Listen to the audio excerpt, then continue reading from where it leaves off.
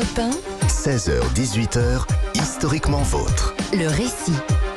Stéphane Bern. Elle commence par danser, puis elle joue la comédie. Lui chante, joue, chante et connaît le succès tant en France qu'aux États-Unis. Maurice Chevalier est une star, elle, celle qui va venir chambouler sa vie.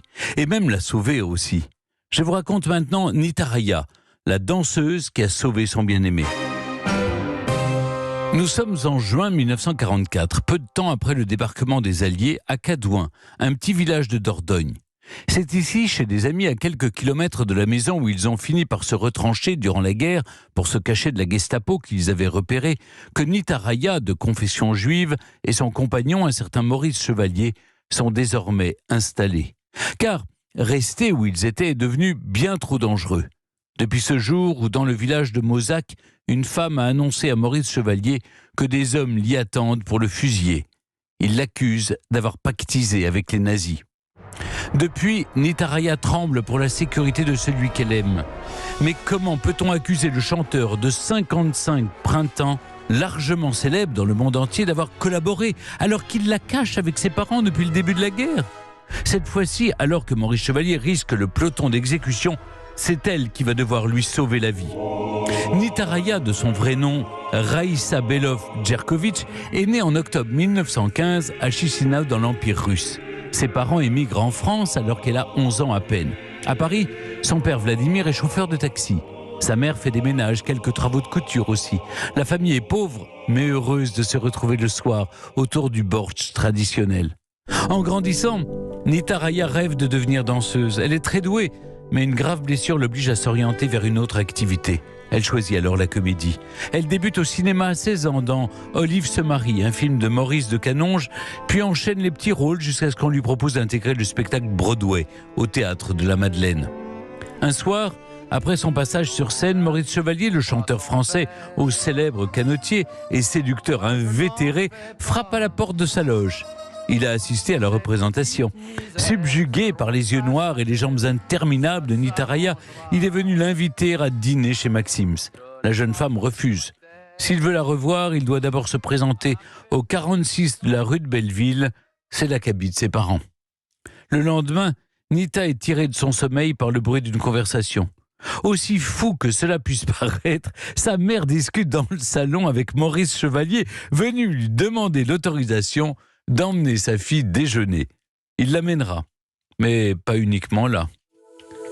Après un après-midi de pure félicité, Maurice Chevalier propose à Nita Raya, alors sous le charme, de l'accompagner à Londres.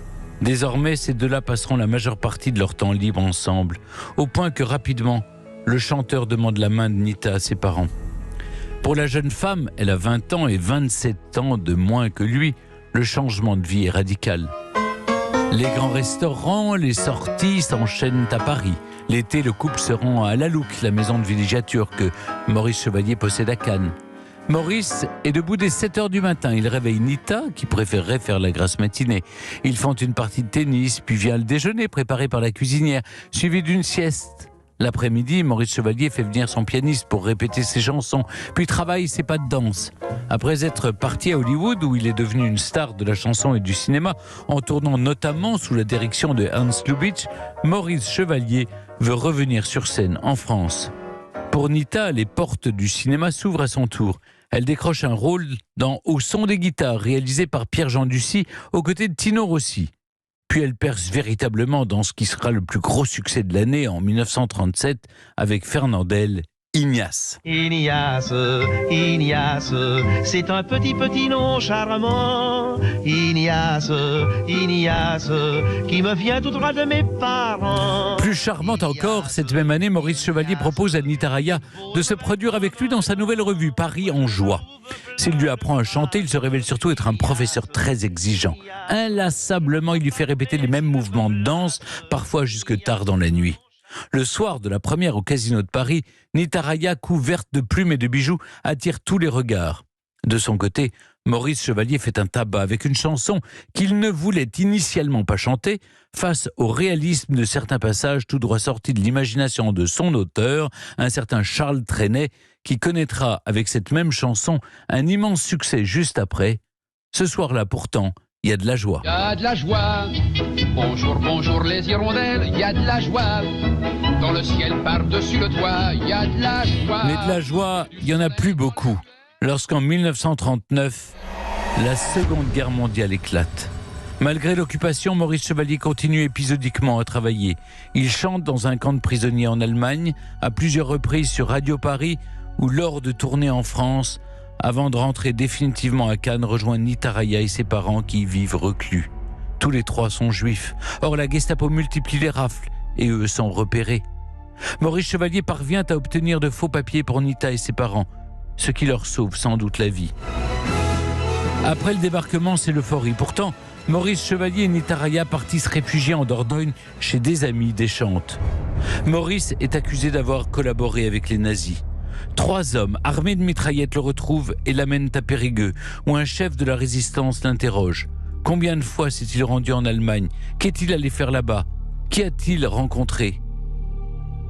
Si Maurice Chevalier est relâché, Nitaraya, elle, part retrouver celui qui peut sauver Chevalier, en acceptant de témoigner de son innocence. Il s'appelle René Laporte, c'est un résistant qui dirige la radio de Libération à Toulouse.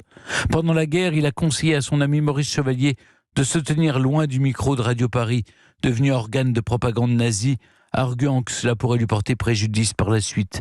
Et ça n'a pas loupé. Dès le lendemain, Nita est de retour avec 2 hommes armés munis de papiers, précisant qu'ils conduisent un passager spécial dont l'identité ne doit pas être révélée. Ce passager spécial, c'est évidemment Maurice Chevalier, qui est escorté jusqu'à Toulouse. Là-bas, Maurice et Nitaraya ne sortent pas de l'appartement que René Laporte leur a trouvé et passent leur temps à écouter la radio. Une radio où chaque jour le speaker annonce l'arrestation de personnalités ayant collaboré avec l'occupant. Les artistes sont nombreux. Viviane Romance, Sacha Guitry, Arletty, Gaby Morlaix.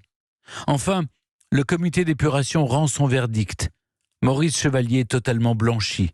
Il y a de quoi se réjouir, pourtant, le chanteur s'inquiète. Après lui avoir sauvé la vie, Nitaraya semble s'éloigner. Pour son prochain spectacle, elle travaille avec un jeune compositeur talentueux, Francis Lopez, qui a aussi composé pour celui qu'elle aime. Un soir, rentré plus tôt, Maurice Chevalier trouve Francis au piano, Nita sur ses genoux. Le couple se sépare en 1946, mais reste en bons termes. Ils continuent à se voir, à dîner ensemble ou à aller au spectacle. C'est finalement Joseph Axelrod, un industriel, que Nita épouse et avec qui elle a un enfant. Un divorce les sépare en 1954. La même année, Nitaraya joue son dernier rôle au cinéma dans La rafle est pour ce soir de Maurice de Cobra. Après le grand écran, elle revient à ce qui reste sa première grande passion, la danse, en devenant meneuse de revue aux Folies Bergères. Dans les années 60, Nitaraya, comme Maurice Chevalier avant elle, se met à chanter. Elle a presque 50 ans et se produit en première partie d'Édith Piaf, pour qui elle écrit « Je m'imagine » et « Toujours aimé ». On n'a pas dans le cœur de quoi toujours aimer. Peut-être en souvenir de Maurice Chevalier, le grand amour de sa vie, qui sait. Europe 1, historiquement vôtre.